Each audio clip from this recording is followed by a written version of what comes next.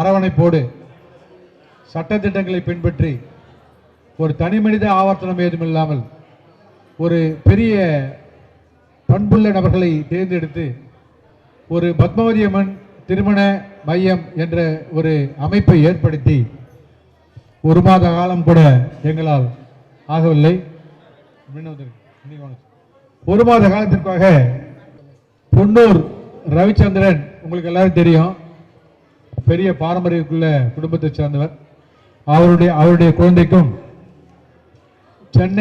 சென்னையை சார்ந்த சுபாஷ் ஜெயின் அவர்கள்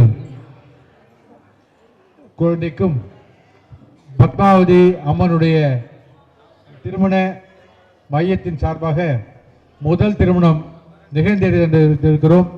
அவருக்கு அந்த அமைப்பின் ஒருங்கிணைப்பாளர் அவர் இருவருக்கும் மரியாதை இது போன்ற திருமண நிகழ்வுகள் இன்னொருத்தர் புக் கொடுங்க, இது போன்ற திருமண நிகழ்வுகள் தொடர்ந்து நடைபெற வேண்டும் என்று கூறி விழுகிறேன். அடுத்தது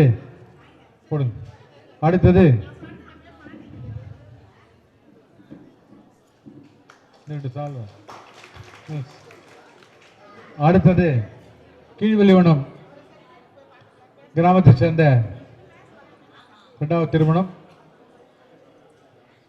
இங்கே இருங்க ஸ்ரீதர், சால்வ் பண்ணீங்கன்னா. கீழ்வெளிவனம் கிராமத்தை சேர்ந்த ராஜேந்திரனுடைய குமாரனுக்கும் இளங்காடு ஜெயகோபி கிராமத்தை சேர்ந்த பெண் பிரியா என்ற 2 குழந்தைகளுக்கும் இந்த சமண பேரவையின் சார்பில் நடத்தப்பட உள்ள இந்த திருமண மையத்தின் சார்பாக 2வது திருமணம் வெற்றிகரமாக எந்தவித ஆடம்பரமின்றி எந்தவித ஆரவாரமின்றி மிகவும் தார்மீக ரீதியாக ஏற்பாடு செய்யப்பட்டு நடந்தது என்று தெரிவித்துக் கொள்கிறோம். அவர்களுக்கு ஸ்ரீதர் அவர்கள் பரிசளித்து வாழ்த்துவார்கள்.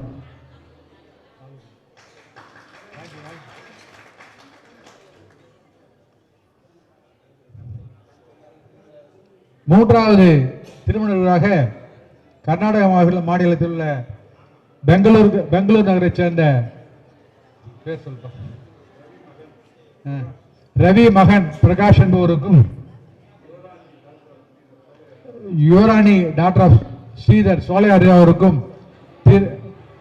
திருமண ஒப்பந்தம் நிச்சயதார்த்த ஒப்பந்தம் முடிந்து வரும் 1/2/2026 அன்று திருமணம் நடைபெறுவதை தெரிவித்துக் கொள்கிறோம். அடுத்த நிகழ்வாக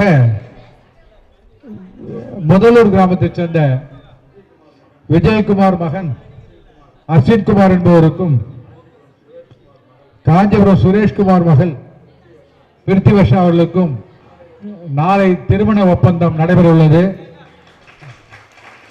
சாமிஜியுடைய அன்னைக்கு அழைச்சிருந்தோம்.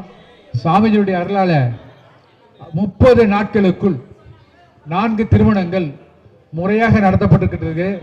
இந்த திருமண மையத்தினுடைய ஒருங்கிணைப்பாளராக ஆசிரியர் சொந்ததாஸ் அவர்களும் இணை ஒருங்கிணைப்பாளராக மந்தவாசி கிராமத்தை சேர்ந்த மதன் மற்றும் மஞ்சப்பட்டு கிராமத்தை சேர்ந்த ராஜா அவர்கள் 24 மணி நேரமும் வந்தவாசியிலே அந்த அலுவலகத்தை திறந்து வருபவர்களுக்கு பதில் கூறிக்கொண்டு சிறப்பாக செய்து கொண்டிருக்கிறார்கள்.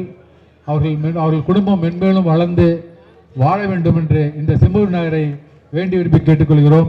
இங்கு வந்திருக்கின்ற பவியர்கள் அவர்களுடைய உழைப்பையும் அவருடைய நேர்மையான ஒரு பாசமான உழைப்பையும் பயன்பற்றி நமது சமண குழந்தைகளை மட்டுமே திருமணம் செய்து கொள்ள வேண்டும் என்ற நெறியோடு நிற்கின்ற இந்த இளைஞர்கள், இந்த இளஞ்சங்கருக்கு பாருங்க பண்ற அட்டகாசம் அதிகம்.